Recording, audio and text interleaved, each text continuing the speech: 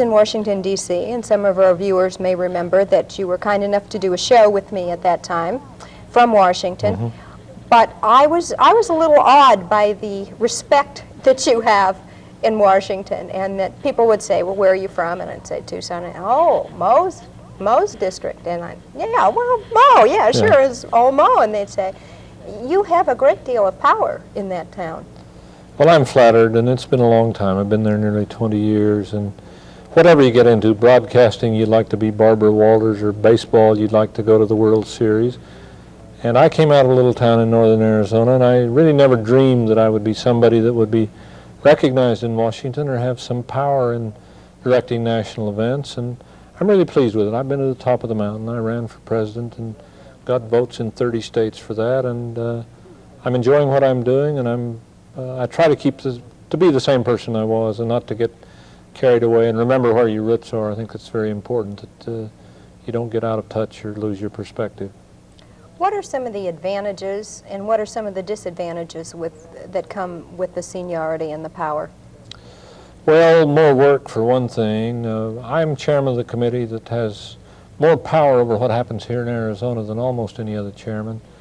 I'm in the middle of nuclear policy discussions. My committee is supposed to tell us where we're going, tell the country where we're going on nuclear policy.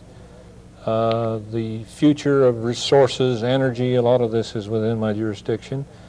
And you've got to approach it with a little humility. I'm making decisions, influencing decisions about what kind of life our kids are going to have, whether we get in a nuclear war, whether we can dispose of nuclear waste, whether we can save some wilderness so your grandchildren can see what this planet was like when the Almighty had created it. It's exciting, it's fun, I enjoy it, and if it ever gets to be drudgery, I'm going to get out. You brought up two important topics, and we have so many grounds to cover. But what about nuclear waste? And right now, what are your feelings towards nuclear power? Well, you know, people want to get down to, are you nuke or are you anti-nuke? Because it was yes or no, one question. The nuclear issue is about 10 questions. I'm introducing these in a bill I introduced called the Nuclear Policy Act of 1980. We've got to decide what we're going to do about waste, and this is most critical. We've been creating nuclear waste for 30 years in the military program and now with the civilian reactors, and it isn't going to go away. If you stopped all the nuclear power plants tomorrow morning, you'd still have all this waste sitting out there in tanks in places, and we haven't disposed of a pound of it yet, and we owe it to our kids and our grandchildren to get rid of nuclear waste, to find a way to do it, along with the toxic waste that we're finding at Love Canal and these places. So I'm in the middle of these kinds of big decisions, and the best weapon you got is your background. I find people from little towns like the one I came from in northern Arizona tend to have better sense and better judgment in Congress in a general way than people who maybe come from the big cities. I was always, when I came down here at the university, how could I possibly compete with people from Tucson High School? This is the biggest high school west of Mississippi. And I found that the self-reliance, the exposure to issues, the ability to do a lot of different things as a young person qualified me better than almost anything else I could have done. We'll be back in a moment with Morris Udall.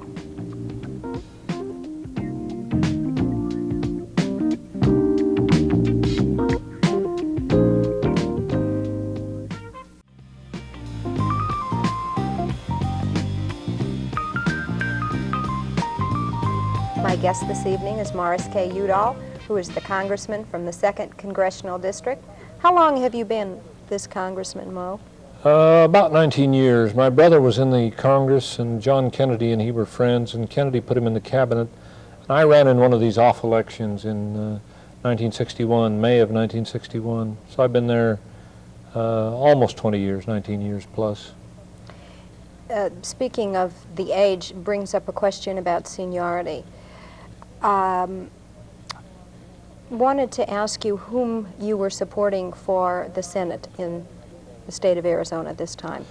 Well, I'm a Democrat, and I don't always vote the straight ticket, but I generally stick with my party. Bill Schulz is a pretty good guy, former Republican, a businessman, smart, bright, got new ideas about what we ought to be doing.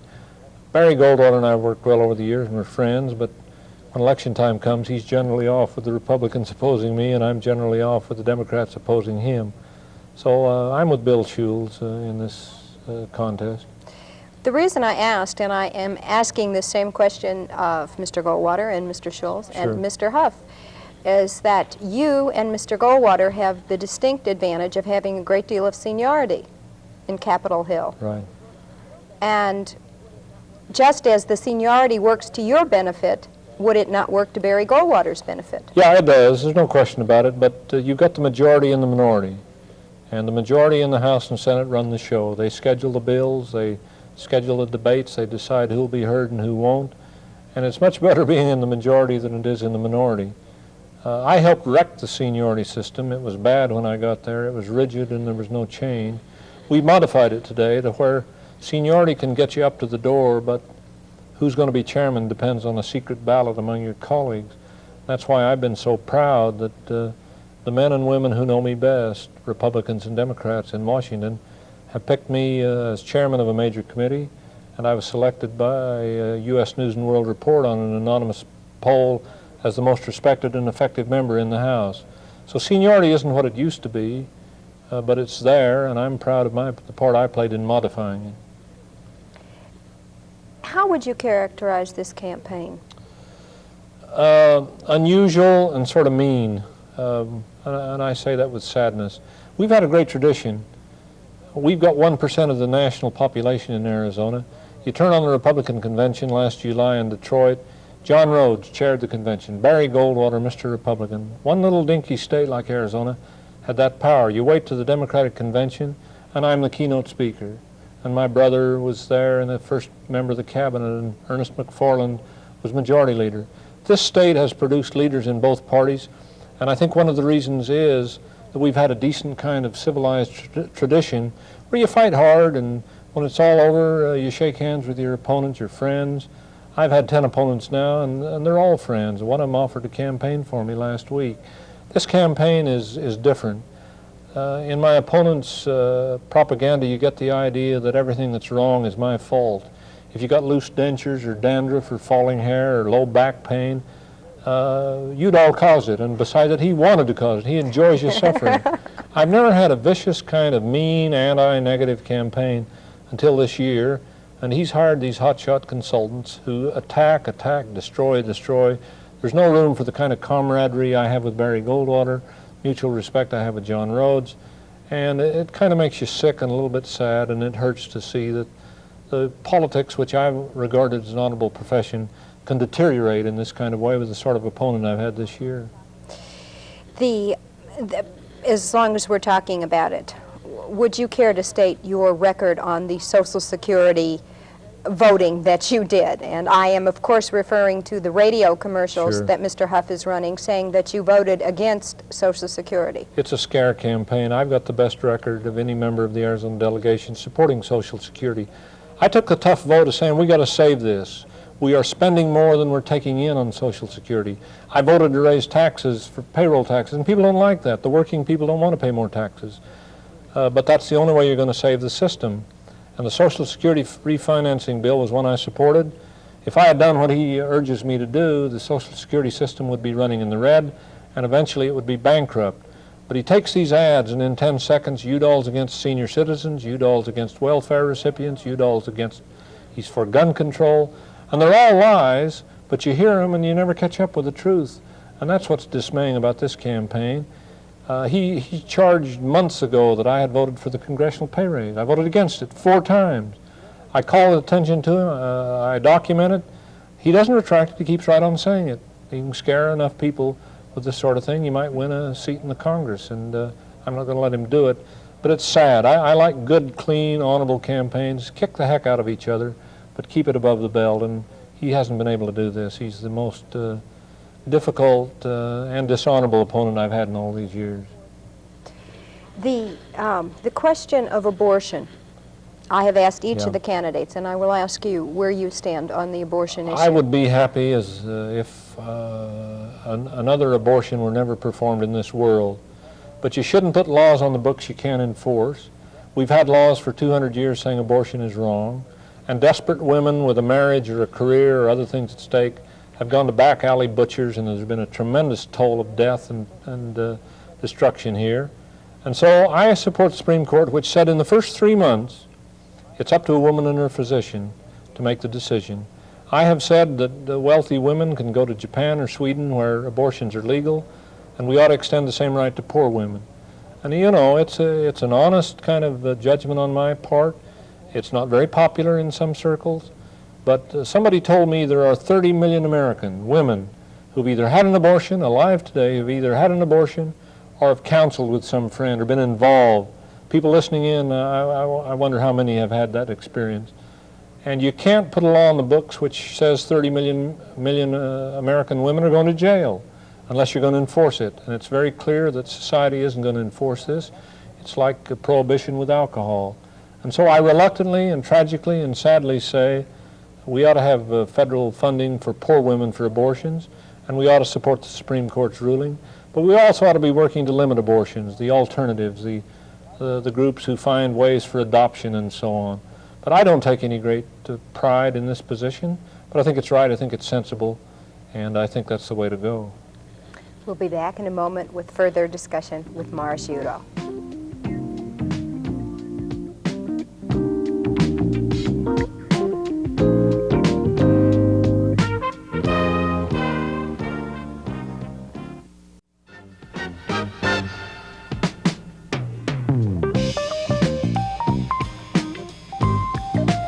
Mo Udall is my guest this evening. Mo, people have said of you that you talk one way here and you vote another back in Washington. Are they right? I've heard this for 20 years, and my answer is always the same. Why, when, where? You know, I vote on 900 issues every year. You go to the floor, you vote on space and agriculture and economic questions and balanced budget and the military. 900 votes last year. I go out and send these to all the editors. We send out hundreds of these voting records. They weigh about a pound. And some of my opponents come along and say, my God, we have just discovered Udall has this horrible voting record. I have distributed this year after year and time after time to all of the people. And I've always challenged my opponents to give me one example, one for instance, or two. Where and when in Arizona did I say something and then go back in Washington and vote the other way? And they never come up with anything. And it's one of the things you just have to live with, I guess. But I've been proud of standing for things. If you're going to Congress or City Council, for God's sakes, take some positions and not just try to get yourself reelected. My voting record is an open book. Sometimes I've made a mistake, not many.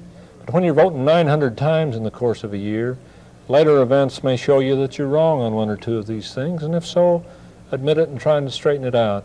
But I really resent this idea that somebody has dug in and finally discovered, my God, Udall was for abortion under the right circumstances for poor women or some of the other things we've talked about. It's all on the public record. It's spread out year after year and time after time.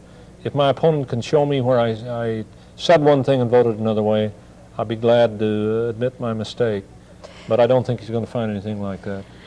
But I think it perhaps goes a little deeper than that.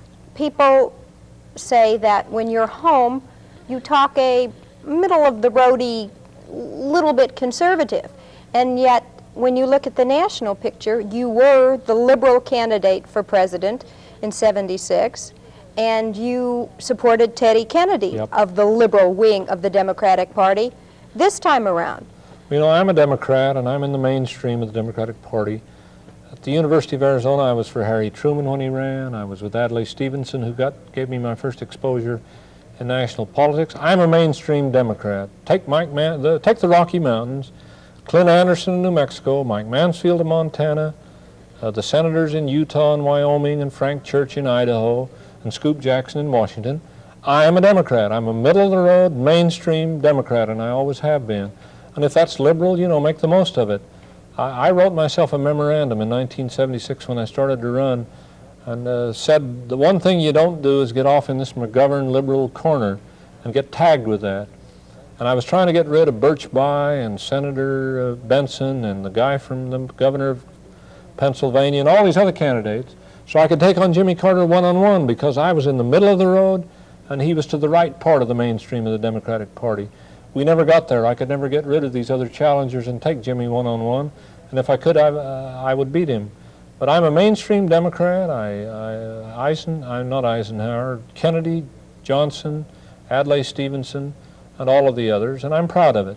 I think the Democratic Party has been good for this country. I'm in the mainstream of that party, and I'm happy there. You mentioned Harry Truman, and that makes me think of St. Louis this summer. I was in St. Louis when you were the keynote speaker at the Democratic Convention. And of course, you know, you do the when you're from Tucson kind of routine. Sure. I was driving downtown, and one of the talk radio shows, a woman came on the next morning, and she said, you know, I didn't know who that Mo Udall was, but she said, I really like what he said, because he said he was for ERA, Equal Rights for All Americans. Right. And I thought, I've got to remember to tell Mo he's got a big fan in St. Louis. Well, that's good. I'm proud of that. What would you do about power in this country? You talking about electrical Yes, power or political power? electrical or coal. The question is what we do about nuclear power first. We got into nuclear in the 1950s in all good conscience. Our presidents, our scientists said it was clean, it was safe, that's the way to go. I now have real doubts. We've got 72 plants operating. I'm not ready to close them down. I think we've got to keep them to get us through the 80s and into the 90s. We've got 96 plants under construction, 3 at Palo Verde. My position is let's go ahead and finish them up. I don't like it, and I'm worried. Let's make them safe in accordance with what we learned at 3 Mile. But then let's have a halt, and let's not go any more nuclear until we're a little bit more satisfied with its safety. And let's use this time to get going on solar and hydrogen and wind and garbage and all these alternative sources, including a big dose of conservation. And maybe in 30 years we can look back and say we didn't have to go any further into this nuclear swamp. But my committee deals with this. I'm trying to write a nuclear policy bill for the country, and I hope that it's a slow down, reassess whether nuclear was really the way to go, and if we possibly can, get going on non-nuclear, renewable kinds of resources. One of the things that your opponent, Mr. Huff, mentioned is that Tucson Electric Power is fueled by coal, and he feels that your legislation or your committee work has been definitely against coal. No, we got a double production of coal. Tucson Electric will tell you that I've been the guy that got them the railroad right-of-way to the Navajo coal field so they can get a new station going in northern Arizona. We've got to have a little bit, we got to have more coal, we got to have more wind, we got to have all kinds of resources, and coal is the way to go for a lot of this interim kind of power. But you know, there are no easy answers anymore. If you burn coal, you have decided that you're going to kill some coal miners. It's a dangerous occupation. If you burn coal, you've decided that you're going to run the danger of acid rain, which showers down upon communities downwind from where these plants are. No easy answer anymore. We had easy answers and cheap energy in the 50s and 60s. We're not going to have it anymore. And we've got to, there's some trade-offs, some risks you run, whatever you do in energy. We'll be back in one moment.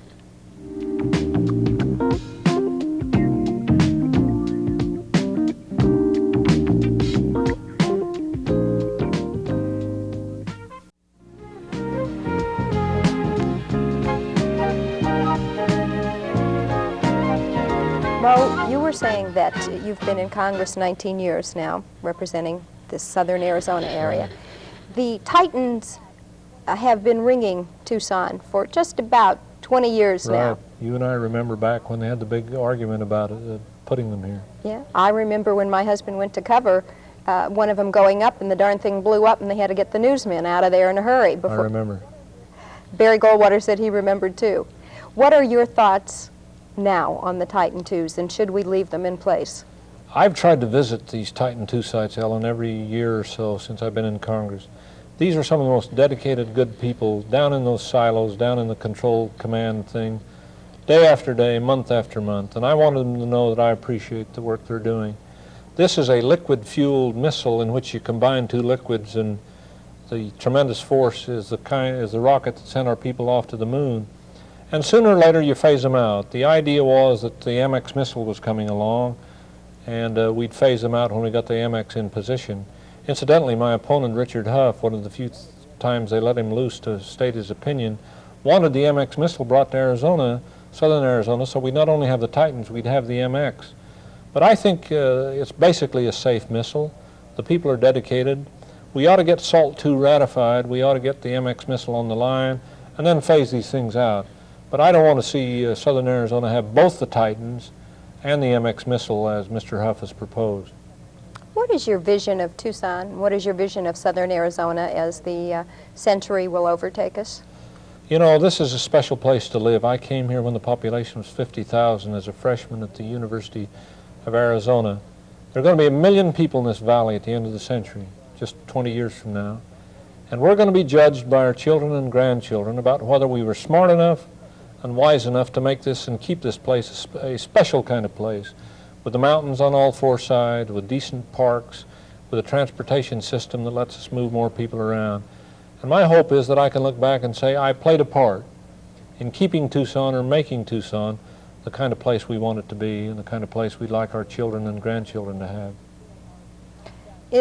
What are the things that you feel are undone by you in Congress? What is left to be done? Well, I look around in Tucson, the national park on both sides of the town. Not many places have a national park on both sides of the city.